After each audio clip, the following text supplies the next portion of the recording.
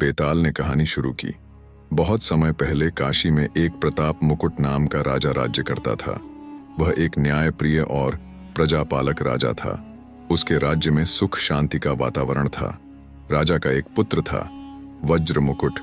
वज्र मुकुट साहसी और बुद्धिमान था, लेकिन उसमें युवा जोश भी बहुत था।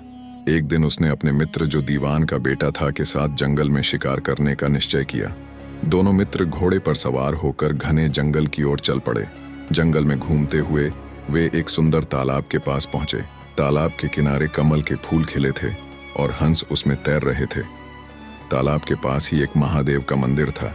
दोनों मित्र ने वहां पूजा की और जल पीने के लिए तालाब के किनारे चले गए। तभी उनकी नजर तालाब की दूसरी ओर एक सुंदर राजकुमारी पर पड़ी, जो अपनी सखियों के साथ स्नान करने आई थी। राजकुमार वज्र मुकुट उसकी सुंदरता देखकर मंत्रमुग्ध हो गया। राजकुमारी ने भी उसे देखा और दोनों की आंखों में एक अनकहा संवाद होने लगा।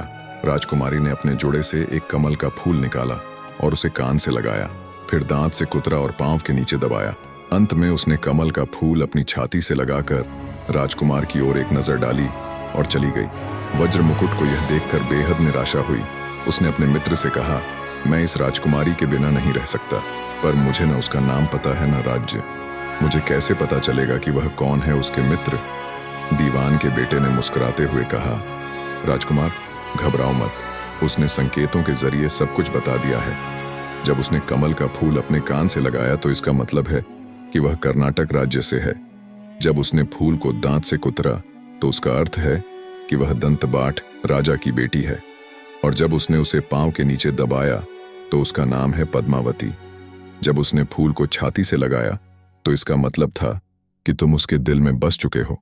राजकुमार की आंखों में चमक आ गई। उसने तुरंत अपने मित्र के साथ कर्नाटक की यात्रा का निश्चय किया। कई दिनों की यात्रा के बाद वे कर्नाटक पहुंचे।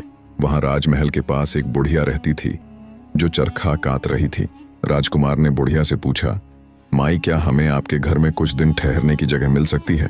बुढ़िया ने सहानुभूति से कहा, तुम्हारे जैसा सुंदर युवक मेरे घर को सम्मान देगा। जब तक चाहो रह सकते हो। अगले दिन बुढ़िया राजकुमारी के पास महल में गई और संदेश दिया, राजकुमार वज्र मुकुट आ चुका है। यह सुनते ही राजकुमारी ने गुस्से में बुढ़िया के मुंह पर चंदन लगी उंगलियां मारी और कहा, मुझे ये सब पसंद नहीं है। लेकिन असल में वह इशारों में कह रही थी कि अभी मिलने का सही समय नहीं है। बुढ़िया ने जाकर राजकुमार को सब बताया और राजकुमार ने दीवान के बेटे से इसका मतलब पूछा। दीवान के बेटे ने मुस्कुराते हुए कहा, यह संकेत है कि चांदनी रातों के खत्म होने के बाद अंधेरी रात में वह तुमसे मिलना चाहती है। कुछ दिन बीते और फिर बुढ़िया महल में गई। इस बार राजकुमारी ने केसर में सनी 3 उंगलियां उसके मुंह पर रख दी और बुढ़िया को बाहर कर दिया। दीवान का बेटा समझ गया कि अब राजकुमारी मासिक धर्म में है और 3 दिन बाद वह मिलने आएगी। 3 दिन बीतने के बाद राजकुमारी ने बुढ़िया को फटकार कर पश्चिम की खिड़की से निकलने का संकेत दिया। इस बार राजकुमार ने रात के समय बुढ़िया की पोशाक पहनी, इत्र लगाया और महल में जा पहुंचा। खिड़की के रास्ते वह अंदर गया और राजकुमारी से मिलकर अपने प्रेम का इजहार किया। दोनों ने कई रातें साथ बिताईं और प्रेम के रंग में डूब गए।